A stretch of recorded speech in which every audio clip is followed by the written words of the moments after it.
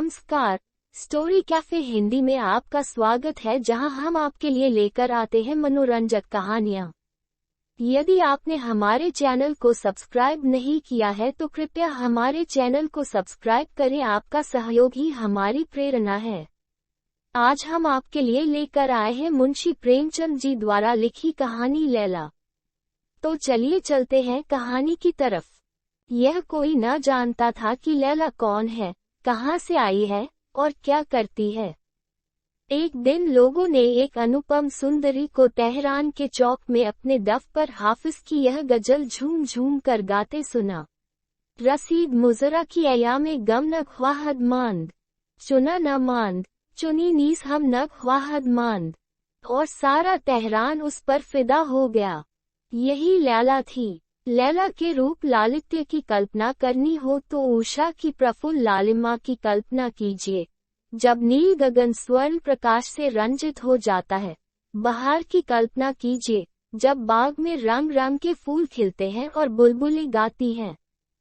लैला के स्वर लालित्य की कल्पना करनी हो तो उस घंटी की अनवरत ध्वनि की कल्पना कीजिए जो निशा की निस्तब्धता में ऊंटों की गर्दनों में बजती हुई सुनाई देती है, या उस बांसुरी की ध्वनि की जो मध्याह्न की आलस्यमयी शांति में किसी वृक्ष की छाया में लेटे हुए चरवाहे के मुख से निकलती है। जिस वक्त लैला मस्त होकर गाती थी, उसके मुख पर एक स्वर्गीय आभा झलकने लगती थी। वह काव्य, संगीत, सौरभ और सुषमा की एक मनोहर प्रतिमा थी, जिसके सामने छोटे और बड़े, अमीर और गरीब सभी के सिर झुक जाते थे। सभी मंत्रमुग्ध हो जाते थे, सभी सिर धुनते थे। वह उस आने वाले समय का संदेश सुनाती थी, जब देश में संतोष और प्रेम का साम्राज्य होगा, जब द्वंद्व और संग्राम का अंत हो जाएगा।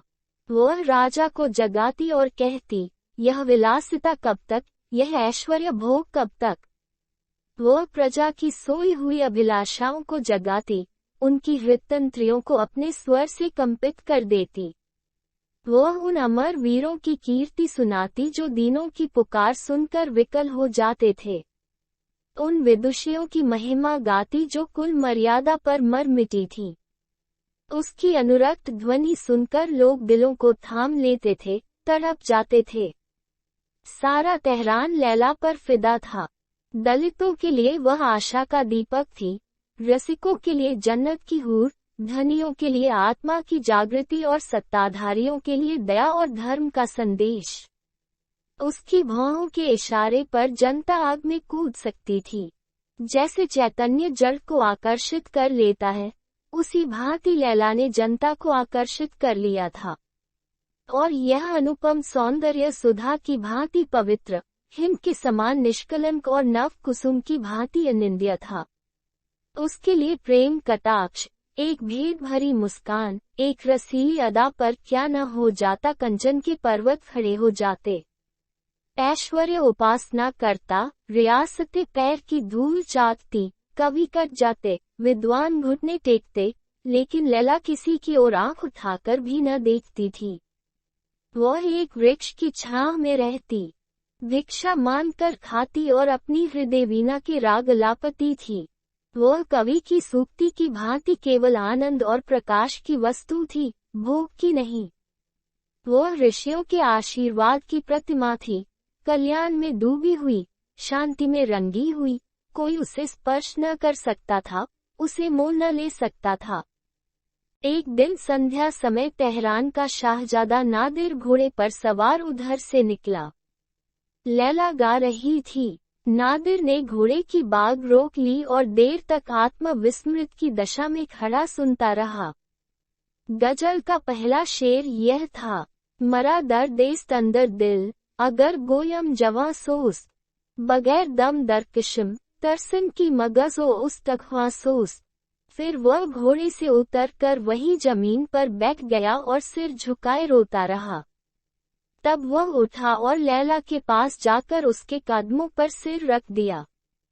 लोग अदब से इधर उधर हट गए। लैला ने पूछा, तुम कौन हो? नादिर, तुम्हारा गुलाम। लैला, मुझसे क्या चाहते हो? नादिर, आपकी खिदमत करने का हुक्म।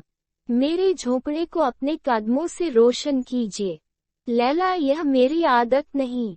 शाहजादा फिर वहीं बैठ गया और लैला फिर गाने लगी, लेकिन गला थर्राने लगा, मानो वीणा का कोई तार टूट गया हो। उसने नादिर की ओर करुण नेत्रों से देखकर कहा, तुम यहाँ मत बैठो। कई आदमियों ने कहा, लैला, हमारे हुजूर शाहजादा नादिर हैं। लैला बेपरवाही से बोली, बड़ी खुशी की बात है, लेकिन यहाँ शाहजादों का क्या काम? उनके लिए महल है, महफिलें हैं और शराब के दौर हैं। मैं उनके लिए गाती हूँ, जिनके दिल में दर्द है, उनके लिए नहीं जिनके दिल में शौक है। शाहजादा ने उन्मत्त भाव से कहा, लैला, तुम्हारी एक तान पर अपना सब कुछ निसार कर सकता हूँ। मैं शौक का गुलाम था, लेकिन तुमने दर्द का मजा चखा दिया। लैला फिर गाने लगी, लेकिन आवाज काबू में न थी, मानो वह उसका गला ही न था। लैला ने डफ कंधे पर रख लिया और अपने डेरे की ओर चली। श्रोता अपने अपने घर चले। कुछ लोग उसके पीछे पीछे उस वृक्ष तक आए, जहां वह विश्राम करती थी। जब वह अपनी झोंपड़ी के द्वार पर पहुंची, तब सभी आदमी विदा हो चुके थे। केवल एक आदमी झोंपड़ी से कई हाथ पर चुपचाप खड़ा था। लैला ने पूछा, तुम कौन हो? नादिर ने कहा, तुम्हारा गुलाम नादिर। लैला, तुम्हें मालूम नहीं कि मैं अपने अमन के गोशे में किसी को नहीं आने देती। नादिर, यह तो देख ही रहा हूँ। लैला, फिर क्यों बैठे हो? नादिर उम्मीद दामन पकड़े हुए है। लैला ने कुछ देर के बाद फिर पूछा, कुछ खाकर आए हो? नादिर, अब तो न भूख है न प्यास। लैला, आओ, आज तुम्हें गरीबों का खाना खिलाऊं, इसका मजा भी चख लो। नादिर इनकार न कर सका। आज उसे बाजरे की रोटियों में अभूतपूर्व स्वाद मिला। वह सोच रहा था कि विश्व के इस विशाल भवन में कितना आनंद है। उसे अपनी आत्मा में विकास का अनुभव हो रहा था। जब वह खा चुका तब लैला ने कहा, अब जाओ, आधी रात से ज्यादा गुजर गई। नादिर ने आंखों में आंसू भर कर कहा, नहीं लैला, अब मेरा आसन भी यहीं जमेगा। नादिर दिन भर लैला के नगमे सुनता, गलियों में, सड़कों पर जहां वह जाती उसके पीछे पीछे घूमता रहता। रात को उसी पेड़ के नीचे जाकर पड़ रहता। बादशाह ने समझाया, मलका ने समझाया, उमरा ने मिन्नतें की, लेकिन नादिर के सिर से लैला का सौदा न गया।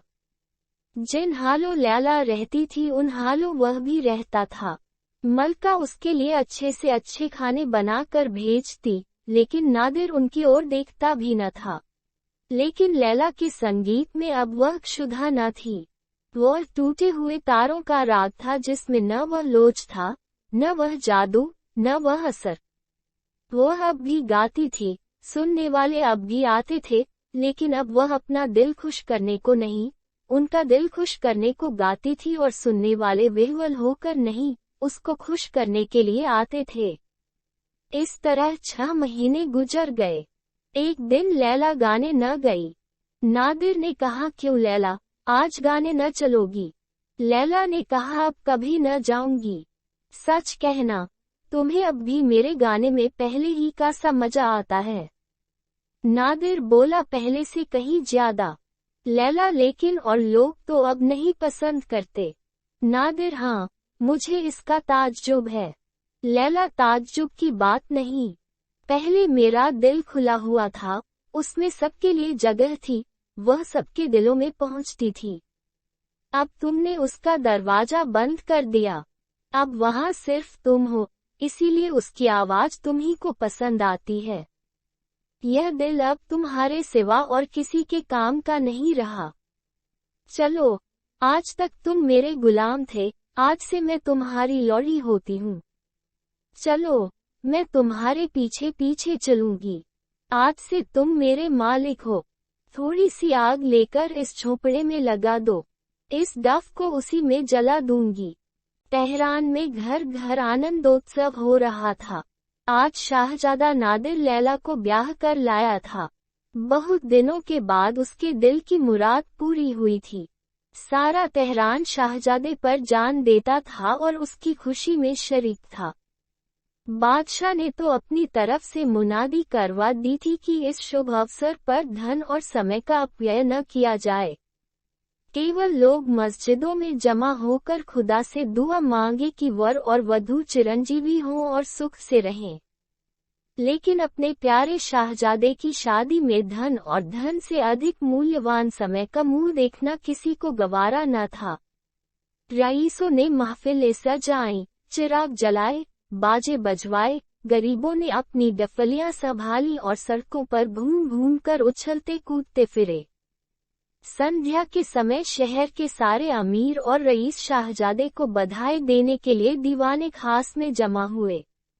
शाहजादा इत्रों से महकता, रत्नों से चमकता और मनोल्लास से खिलता हुआ आकर खड़ा हो गया।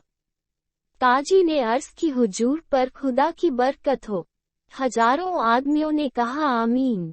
शहर की ललनाएं भी लैला को मुबारकबाद देने आईं। लैला बिल्कुल सादे कपड़े पहने थी, आभूषणों का कहीं नाम न था। एक महिला ने कहा, आपका सुहाग सदा सलामत रहे। हजारों कंठों से ध्वनि निकली आमीन। कई साल गुजर गए। नादिर अब बादशाह था और लैला उसकी मलका। ईरान का शासन इतने सुचारू रूप से कभी न हुआ था। दोनों ही प्रजा के हितैषी थे, दोनों ही उसे सुखी और संपन्न देखना चाहते थे। प्रेम ने वे सभी कठिनाइयां दूर कर दी जो लैला को पहले शंकित करती रहती थी।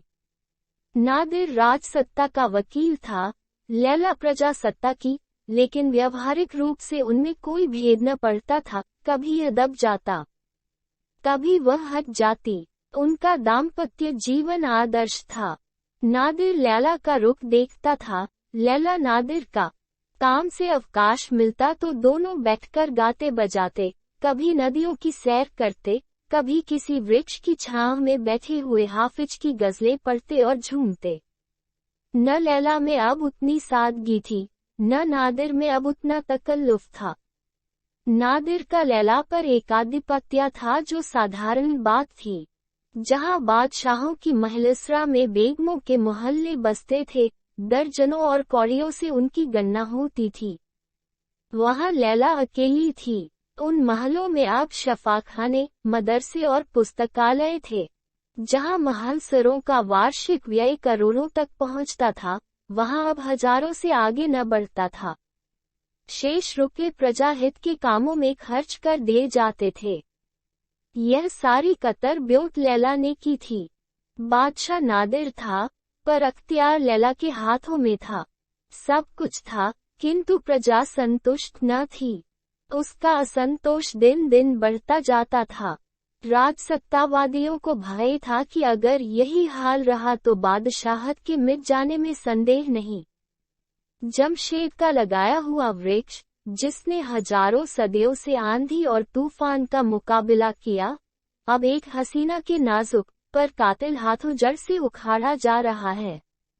उधर प्रजासत्तावादियों को लैला से कितनी आशाएं थीं, सभी दुराशाएं सिद्ध हो रही थीं। वे कहते, अगर ईरान इस चाल से तरक्की के रास्ते पर चलेगा तो इससे पहले कि वह मंजिले मकसूद पर पहुंचे, कयामत आ जाएगी। दुनिया हवाई जहाज पर बैठी उड़ी जा रही है और हम अभी ठेलों पर बैठते भी डरते हैं कि कहीं इसकी हरकत से दुनिया में भूचाल न आ जाए। दोनों दलों में आए दिन लड़ाइयां होती रहती थीं। न नादिर के समझाने का असर अमीरों पर होता था, न लैला के समझाने का गरीबों पर। सामंत नादिर के खून के प्यासे हो गए, प्रजा लैला की जानी दुश्मन।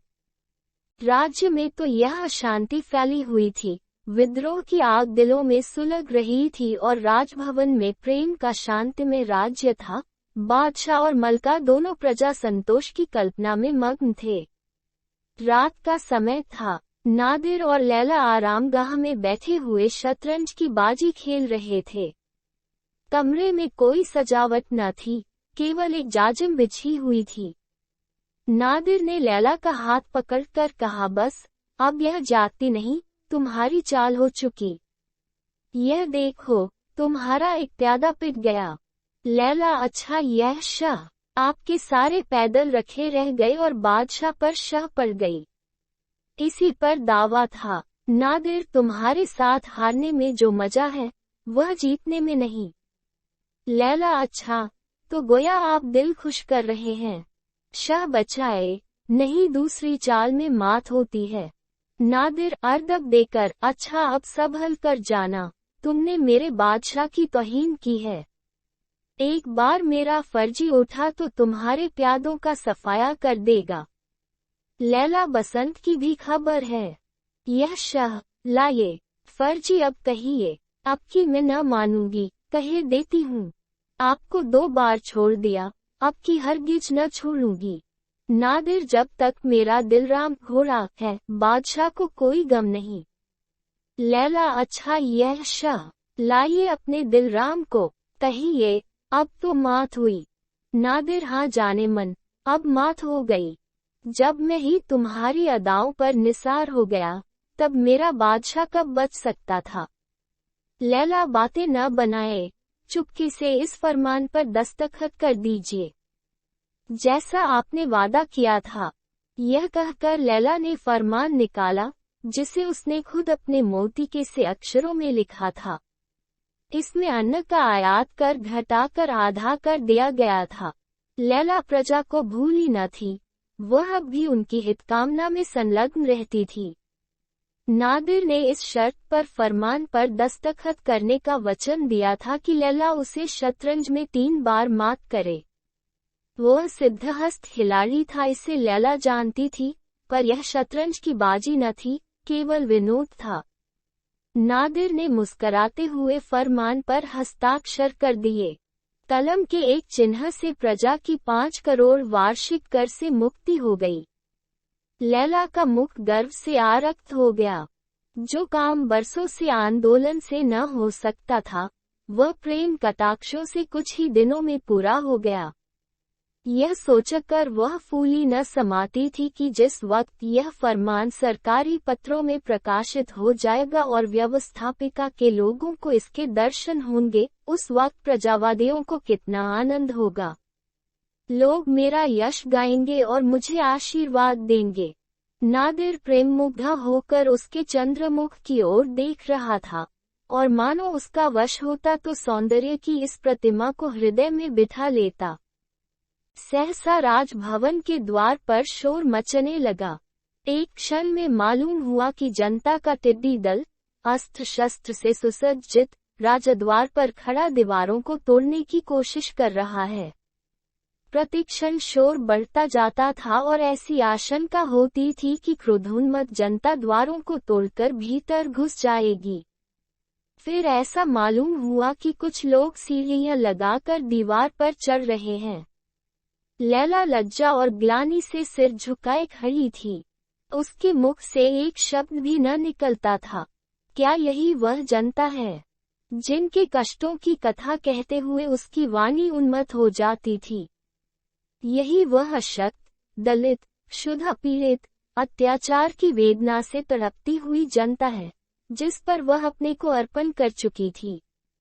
नादिर भी मौन खड़ा था, लेकिन लज्जा से नहीं, क्रोध से उसका मुख तमतमा उठा था, आंखों से चिनगारियां निकल रही थीं, बार बार ऊंट चबाता और तलवार के कब्जे पर हाथ रखकर रह जाता था। वह बार बार लैला की ओर संतप्त नेत्रों से देखता था। जरा से इशारे की देर थी। उसका हुक्म पाते ही उसकी सेना इस विद्रोही दल को यूं भगा देगी जैसे आंधी पत्तों को उड़ा देती है। पर लैला से आंखें न मिलती थीं। आखिर वह अधीर होकर बोला, लैला, मैं राजसेना को बुलाना चाहता हूँ। क्या कहती हो? लैला ने दीनतापूर्ण नेत्रों से देखकर कहा, जरा ठहर जाए, पहले इन लोगों से पूछिए कि चाहते क्या हैं। यह आदेश पाते ही नादिर छत पर चढ़ गया। लैला भी उसके पीछे पीछे ऊपर आ पहुंची। दोनों अब जनता के सम्मुख आकर खड़े हो गए। मशालों के प्रकाश में लोगों ने इन दोनों को छत पर खड़े देखा, मानो आकाश से देवता उतर आए हों। सहस्रों कंठों से ध्वनि निकली, वह खड़ी है, वह खड़ी है, लैला वह खड़ी है। यह वह जनता थी जो लैला के मधुर संगीत पर मस्त हो जाया करती थी। नादिर ने उच्च स्वर से विद्रोहियों को संबोधित किया, ईरान की बदनसीब रियाया, तुमने शाही महल को क्यों घेर रखा है? क्यों बगावत का झंडा खड़ा किया है? क्या तुमको मेरा और अपने खुदा का बिल्कुल खौफ नहीं? क्या तुम नहीं जानते कि मैं अपनी आंखों के एक इशारे से तुम्हारी हस्ती खाक में मिला सकता हूँ?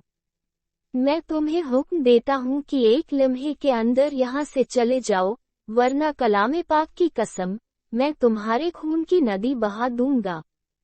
एक आदमी ने, जो विद्रोहियों का नेता मालूम होता था, सामने आकर कहा, हम उस वक्त तक न जाएंगे जब तक शाही महल लैला से खाली न हो जाएगा। हजारों आदमियों ने शोर मचाया, यह महसूल बहुत पहले बिल्कुल माफ हो जाना चाहिए था। हम एक कौड़ी नहीं दे सकते। लैला, लैला, हम उसे अपनी मलका की सूरत में नहीं देख सकते। अब बादशाह क्रोध से कांपने लगा। लैला ने सजल नेत्र होकर कहा, अगर रियाया की यही मर्जी है कि मैं फिर डफ बजा बजा कर गाती फिरूं तो मुझे कोई उज्र नहीं। मुझे यकीन है कि मैं अपने गाने से एक बार फिर इनके दिल पर हुकूमत कर सकती हूँ। नादिर ने उत्तेजित होकर कहा, लैला, मैं रियाया की तुनुक मिजाजियों का गुलाम नहीं। इससे पहले कि मैं तुम्हें अपने पहलू से जुदा करूं, तेहरान की गलियां खून से लाल हो जाएंगी। मैं इन बदमाशों को इनकी शरारत का मजा चखाता हूँ। नादिर ने मीनार पर चढ़कर खतरे का घंटा बजाया। सारे तेहरान में उसकी आवाज गूंज उठी, पर शाही फौज का एक आदमी भी न नजर आया। नादिर ने दोबारा घंटा बजाया, आकाशमंडल उसकी झनकार से कंपित हो गया, तारागण कांप उठे, पर एक भी सैनिक न निकला। नादिर ने तब तीसरी बार घंटा बजाया, पर उसका भी उत्तर केवल एक क्षीण प्रतिध्वनि ने दिया, मानो किसी मरने वाले की अंतिम प्रार्थना के शब्द हों। नादिर ने माथा पीट लिया, समझ गया कि बुरे दिन आ गए। अब भी लैला को जनता के दुराग्रह पर बलिदान करके वह अपनी राजसत्ता की रक्षा कर सकता था, पर लैला उसे प्राणों से प्रिय थी। उसने छत पर आकर लैला का हाथ पकड़ लिया और उसे लिए हुए सदर फाटक से निकला। विद्रोहियों ने एक विजय ध्वनि के साथ उनका स्वागत किया, पर सब के सब किसी गुप्त प्रेरणा के वश रास्ते से हट गए। दोनों चुपचाप तेहरान की गलियों में होते हुए चले जाते थे। चारों ओर अंधकार था, दुकानें बंद थीं, बाजारों में सन्नाटा छाया हुआ था, कोई घर से बाहर न निकलता था। फकीरों ने भी मस्जिदों में पनाह ले ली थी, पर इन दोनों प्राणियों के लिए कोई आश्रय न था। नादिर की कमर में तलवार थी, लैला के हाथ में डफ था। यही उनके विशाल ऐश्वर्य का विलुप्त चिन्ह था। नादिर ने बिगड़कर कहा, ओ नाशुक्रो, खुदा से डरो। तुम्हें अपनी मलका की शान में ऐसी बेअदबी करते हुए शर्म नहीं आती? जब से लैला तुम्हारी मलका हुई है, उसने तुम्हारे साथ कितनी रियायतें की हैं? क्या उन्हें तुम बिल्कुल भूल गए? जालिमो, वह मलका है, पर वही खाना खाती है जो तुम कुत्तों को खिला देते हो, वही कपड़े पहनती है जो तुम फकीरों को दे देते हो। आकर महलसरा में देखो, तुम इसे अपने झोंपड़ों ही की तरह तकल्लुफ और सजावट से खाली पाओगे। लैला तुम्हारी मलका होकर भी फकीरी की जिंदगी बसर करती है, तुम्हारी खिदमत में हमेशा मस्त रहती है। तुम्हें उसके कदमों की खाक माथे पर लगानी चाहिए, आंखों का सुरमा बनाना चाहिए। ईरान के तख्त पर कभी ऐसी गरीबों पर जान देने वाली, उनके दर्द में शरीक होने वाली, गरीबों पर अपने को निसार करने वाली मलका ने कदम नहीं रखे और उसकी शान में तुम ऐसी बेहुदा बातें करते हो।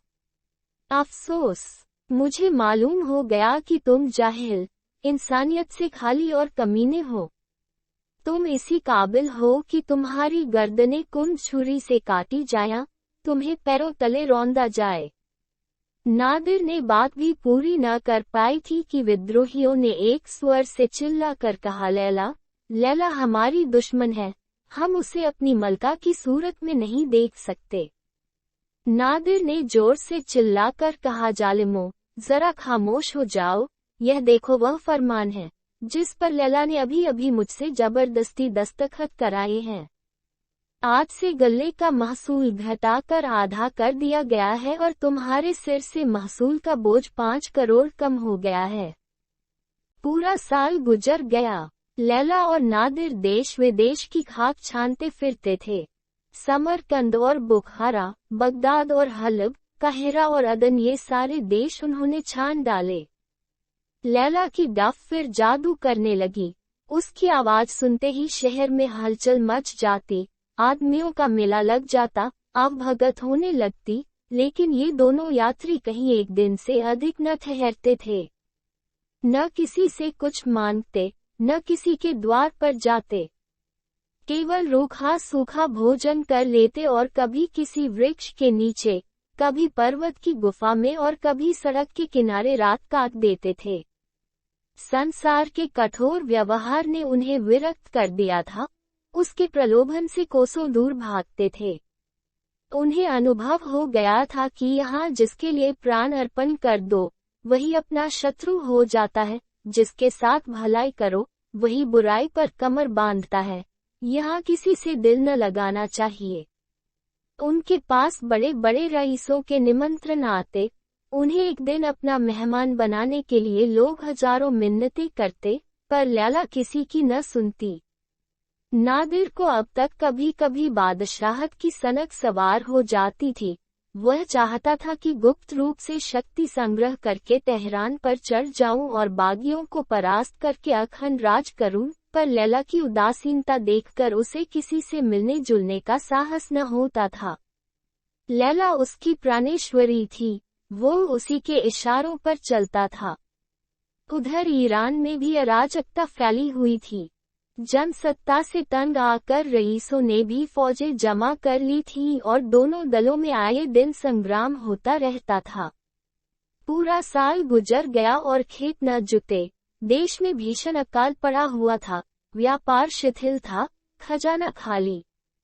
दिन दिन जनता की शक्ति घटती जाती थी और रईसों का जोर बढ़ता जाता था।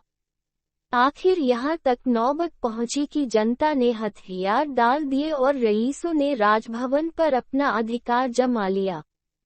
प्रजा के नेताओं को फांसी दे दी गई, कितने ही कैद कर लिए गए और जनसत्ता का अंत हो गया। शक्तिवादियों को अब नादिर की याद आई। यह बात अनुभव से सिद्ध हो गई थी कि देश में प्रजातंत्र स्थापित करने की क्षमता का अभाव है। प्रत्यक्ष के लिए प्रमाण की जरूरत न थी। इस अवसर पर राजसत्ता ही देश का उद्धार कर सकती थी। यह भी मानी हुई बात थी कि लैला और नादिर को जनमत से विशेष प्रेम न होगा। वे सिंहासन पर बैठकर भी रईसों ही के हाथ में कठपुतली बने रहेंगे और रईसों को प्रजा पर मनमाने अत्याचार करने का अवसर मिलेगा। अतएव आपस में लोगों ने सलाह की और प्रतिनिधि नादिर को मना लाने के लिए रवाना हुए। संध्या का समय था। लैला और नादिर दमिश्क में एक वृक्ष के नीचे बैठे हुए थे। आकाश पर लालिमा छाई हुई थी और उससे मिली हुई पर्वतमालाओं की श्याम रेखा ऐसी मालूम हो रही थी मानो कमल दल मुरझा गया हो। लैला उल्लसित नेत्रों से प्रकृति की यह शोभा देख रही थी। नादिर मलिन और चिंतित भाव से लेटा हुआ सामने के सुदूर प्रांत की ओर तृषित नेत्रों से देख रहा था, मानो इस जीवन से तंग आ गया है। सहसा बहुत दूर गर्द उड़ती हुई दिखाई दी और एक क्षण में ऐसा मालूम हुआ कि कुछ आदमी घोड़ों पर सवार चले आ रहे हैं। नादिर उठ बैठा और गौर से देखने लगा कि ये कौन आदमी है। अकस्मात वह उठकर खड़ा हो गया। उसका मुखमंडल दीपक की भांति चमक उठा। जर्जर शरीर में एक विचित्र स्फूर्ति दौड़ गई। वह उत्सुकता से बोला, लैला, ये तो ईरान के आदमी है। कलाम पाक की कसम, ये ईरान के आदमी हैं। इनके लिबास से साफ जाहिर हो रहा है। लैला ने भी उन यात्रियों की ओर देखा और सचेत होकर बोली, अपनी तलवार संभाल लो, शायद उसकी जरूरत पड़े। नादिर, नहीं लैला, ईरान के लोग इतने कमीने नहीं हैं कि अपने बादशाह पर तलवार उठाएं। लैला पहले मैं भी यही समझती थी। सवारों ने समीप आकर घोड़े रोक लिए और उतरकर बड़े अदब से नादिर को सलाम किया। नादिर बहुत जबत करने पर भी अपने मनोवेग को न रोक सका, दौड़कर उनके गले से लिपट गया। वो अब बादशाह न था, ईरान का एक मुसाफिर था। बादशाहत मिट गई थी, यही ईरानियत रोम रोम में भरी हुई थी। वे तीनों आदमी इस समय ईरान के विधाता थे। इन्हें वह खूब पहचानता था। उनकी स्वामी भक्ति की वह कई बार परीक्षा ले चुका था।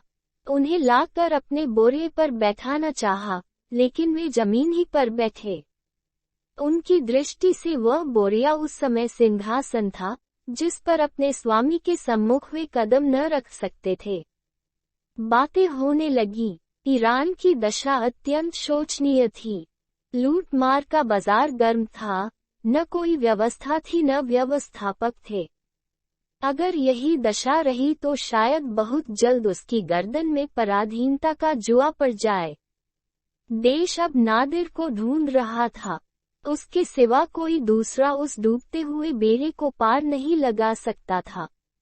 इसी आशा से ये लोग उसके पास आए थे। नादिर ने विरक्त भाव से कहा, एक बार इज्जत ली, क्या अब की जान लेने की सोची है? मैं बड़े आराम से हूँ, आप मुझे दिक न करें। सरदारों ने आग्रह करना शुरू किया, हम हुजूर का दामन न छोड़ेंगे, यहाँ अपनी गर्दनों पर छुरी फेरकर हुजूर के कदमों पर जान दे देंगे। जिन बदमाशों ने आपको परेशान किया था, अब उनका कहीं निशान भी न रहा। हम लोग उन्हें फिर कभी सिर न उठाने देंगे, सिर्फ हुजूर की आड़ चाहिए।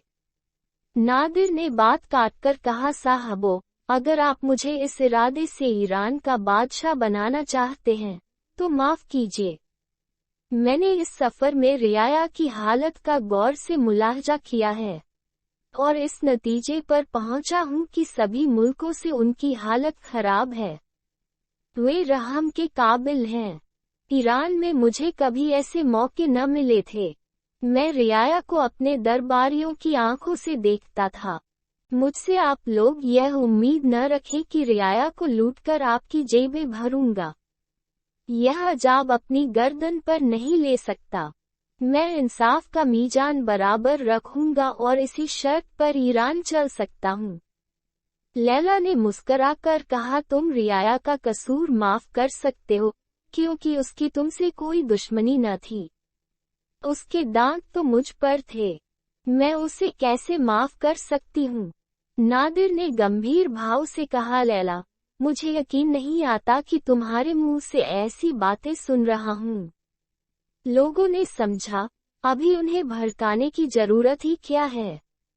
ईरान में चलकर देखा जाएगा। 2-4 मुखबिरों से रियाया के नाम पर ऐसे उपद्रव खड़े करा देंगे कि इनके सारे ख्याल पलट जाएंगे। एक सरदार ने अर्ज की, माज़अल्लाह, हुजूर यह क्या फरमाते हैं? क्या हम इतने नादान हैं कि हुजूर को इंसाफ के रास्ते से हटाना चाहेंगे?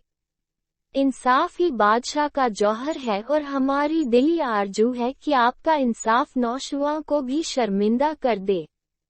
हमारी मंशा सिर्फ यह थी कि आइंदा से हम रियाया को कभी ऐसा मौका न देंगे कि वह हुजूर की शान में बेअदबी कर सके। हम अपनी जाने हुजूर पर निसार करने के लिए हाजिर रहेंगे। सहसा ऐसा मालूम हुआ कि सारी प्रकृति संगीतमय हो गई है। पर्वत और वृक्ष, तारे और चांद, वायु और जल सभी एक स्वर से गाने लगे। चांदनी की निर्मल छटा में, वायु के नीरव प्रहार में, संगीत की तरंगे उठने लगीं। लैला अपना डफ बजा बजाकर गा रही थी। आज मालूम हुआ, ध्वनि ही सृष्टि का मूल है। पर्वतों पर देवियां निकल निकल कर नाचने लगी, आकाश पर देवता नृत्य करने लगे। संगीत ने एक नया संसार रच डाला। उसी दिन से जबकि प्रजा ने राजभवन के द्वार पर उपद्रव मचाया था और लैला के निर्वासन पर आग्रह किया था, लैला के विचारों में क्रांति हो गई थी। जन्म से ही उसने जनता के साथ सहानुभूति करना सीखा था। वह राज कर्मचारियों को प्रजा पर अत्याचार करते देखती थी और उसका कोमल हृदय तड़प उठता था। तब धन, ऐश्वर्य और विलास से उसे घृणा होने लगती थी, जिसके कारण प्रजा को इतने कष्ट भोगने पड़ते हैं। वह अपने में किसी ऐसी शक्ति का आह्वान करना चाहती थी जो आताइयों के हृदय में दया और प्रजा के हृदय में अभय का संचार करे। उसकी बाल कल्पना उसे एक सिंहासन पर बिठा देती, जहां वह अपनी न्याय नीति से संसार में युगांतर उपस्थित कर देती। कितनी रातें उसने यही स्वप्न देखने में काटी थीं। कितनी बार वह न्याय पीड़ितों के सिरहाने बैठकर रोई थी, लेकिन जब एक दिन ऐसा आया कि उसके स्वर्ण स्वप्न आंशिक रीति से पूरे होने लगे, तब उसे एक नया और कठोर अनुभव हुआ। उसने देखा कि प्रजा इतनी सहनशील, इतनी दीन और दुर्बल नहीं है, जितना वह समझती थी। इसकी अपेक्षा उसमें ओछेपन, अविचार और अशिष्टता की मात्रा कहीं अधिक थी। वह सद्व्यवहार की कद्र करना नहीं जानती, शक्ति पाकर उसका सदुपयोग नहीं कर सकती। उसी दिन से उसका दिल जनता से फिर गया था। जिस दिन नादिर और लैला ने फिर तेहरान में पदार्पण किया। एक दिन नादिर शिकार खेलने गया और साथियों से अलग होकर जंगल में भटकता फिरा, यहाँ तक कि रात हो गई और साथियों का पता न चला। घर लौटने का भी रास्ता न जानता था। आखिर खुदा का नाम लेकर एक तरफ चला कि कहीं तो कोई गांव या बस्ती का नाम निशान मिलेगा। वहां रात भर पड़ा रहूंगा, सवेरे लौट जाऊंगा। चलते चलते जंगल के दूसरे सिरे पर उसे एक गांव नजर आया, जिसमें मुश्किल से 3-4 घर होंगे। हाँ, एक मस्जिद अलबत्ता बनी हुई थी। मस्जिद में एक दीपक टिमटिमा रहा था, पर किसी आदमी या आदमजात का निशान न था। आधी रात से ज्यादा बीत चुकी थी, इसलिए किसी को कष्ट देना भी उचित न था। नादिर ने घोड़े को एक पेड़ से बांध दिया और उसी मस्जिद में रात काटने की ठानी। वहां एक चटाई पड़ी हुई थी, उसी पर लेट गया। दिन भर का थका था, लेटते ही नींद आ गई। मालूम नहीं वह कितनी देर तक सोता रहा, पर किसी की आहट पाकर चौंका तो क्या देखता है कि एक बूढ़ा आदमी बैठा नमाज पढ़ रहा है। नादिर को आश्चर्य हुआ कि इतनी रात गई कौन नमाज पढ़ रहा है। उसे यह खबर न थी कि रात गुजर गई और यह फजर की नमाज है। वह पड़ा पड़ा देखता रहा। वृद्ध पुरुष ने नमाज अदा की, फिर वह छाती के सामने अंजलि फैलाकर दुआ मांगने लगा। दुआ के शब्द सुनकर नादिर का खून सर्द हो गया। वह दुआ उसके राज्यकाल की ऐसी तीव्र, ऐसी वास्तविक, ऐसी शिक्षाप्रद आलोचना थी, जो आज तक किसी ने न की थी। उसे अपने जीवन में अपना अपयश सुनने का अवसर प्राप्त हुआ। वह यह तो जानता था कि मेरा शासन आदर्श नहीं है, लेकिन उसने कभी यह कल्पना न की थी कि विपत्ति इतनी असह्य हो गई है। दुआ यह थी, ऐ खुदा, तू ही गरीबों का मददगार और बेकसों का सहारा है। तू इस जालिम बादशाह के जुल्म देखता है और तेरा कहर उस पर नहीं गिरता। यह बेदीन काफिर एक हसीन औरत की मोहब्बत में अपने को इतना भूल गया है कि न आंखों से देखता है, न कानों से सुनता है। अगर देखता है तो उसी औरत की आंखों से, सुनता है तो उसी औरत के कानों से। अब यह मुसीबत नहीं सही जाती। या तो तू उस जालिम को जहन्नुम पहुंचा दे, या हम बेकसों को दुनिया से उठा ले। ईरान उसके जुल्म से तंग आ गया है और तू ही उसके सिर से इस बला को टाल सकता है। बूढ़े ने तो अपनी छड़ी संभाली और चलता हुआ, लेकिन नादिर मृतक की भांति वहीं पड़ा रहा, मानो उस पर बिजली गिर पड़ी हो। 1 सप्ताह तक नादिर दरबार में न आया, न किसी कर्मचारी को अपने पास आने की आज्ञा दी। दिन के दिन अंदर पड़ा सोचा करता कि क्या करूं। नामात्र को कुछ खा लेता। लैला बार बार उसके पास जाती और कभी उसका सिर अपनी जांघ पर रखकर, कभी उसके गले में बाहें डालकर पूछती, तुम क्यों इतने उदास और मलिन हो। नादिर उसे देखकर रोने लगता, पर मुंह से कुछ न कहता। यश या लैला, यही उसके सामने कठिन समस्या थी। उसके हृदय में भीषण द्वंद्व रहता और वह कुछ निश्चय न कर सकता था। यश प्यारा था, पर लैला उससे भी प्यारी थी। वह बदनाम होकर जिंदा रह सकता था, पर लैला के बिना वह जीवन की कल्पना ही न कर सकता था। लैला उसके रोम रोम में व्याप्त थी।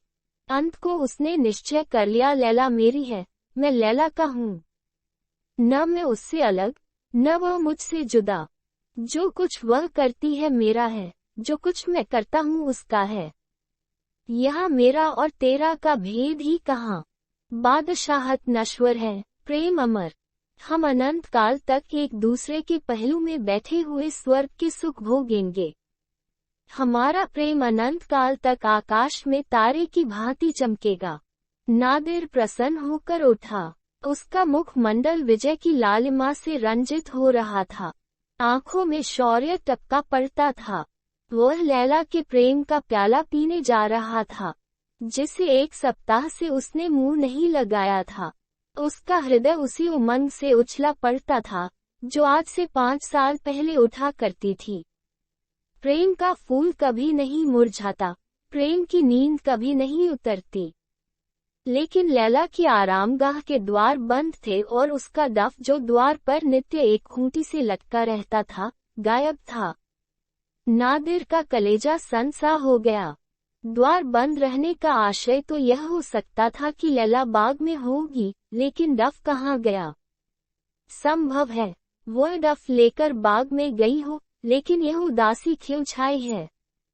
यह हसरत क्यों बरस रही है? नादिर ने कांपते हुए हाथों से द्वार खोल दिया। लैला अंदर न थी।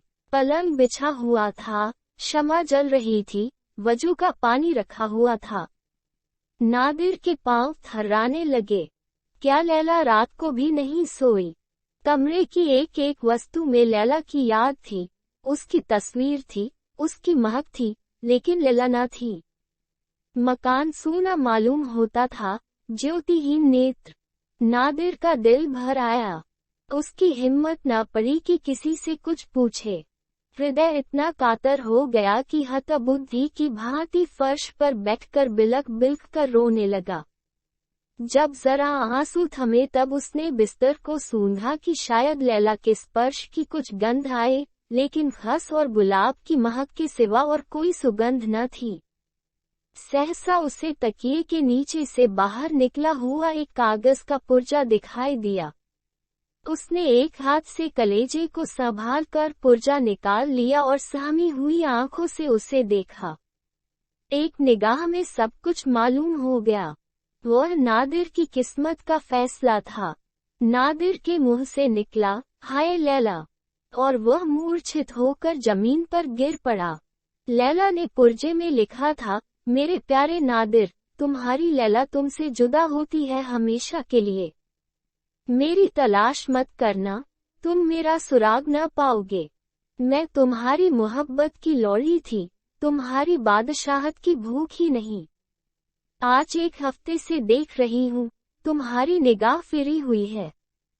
तुम मुझसे नहीं बोलते, मेरी तरफ आंख उठाकर नहीं देखते, मुझसे बेजार रहते हो। मैं किन किन अरमानों से तुम्हारे पास जाती हूँ और कितनी मायूस होकर लौटती हूँ, इसका तुम अंदाज नहीं कर सकते। मैंने इस सजा के लायक कोई काम नहीं किया। मैंने जो कुछ किया है, तुम्हारी ही भलाई के ख्याल से। 1 हफ्ता मुझे रोते गुजर गया। मुझे मालूम हो रहा है कि अब मैं तुम्हारी नजरों से गिर गई, तुम्हारे दिल से निकाल दी गई। आह, ये 5 साल हमेशा याद रहेंगे, हमेशा तड़पाते रहेंगे। यही डफ लेकर आई थी, वही लेकर जाती हूँ। 5 साल मोहब्बत के मजे उठाकर जिंदगी भर के लिए हसरत का दाग लिए जाती हूँ। लैला मोहब्बत की लौड़ी थी, जब मोहब्बत न रही, तब लैला क्यों कर रहती? रुखसत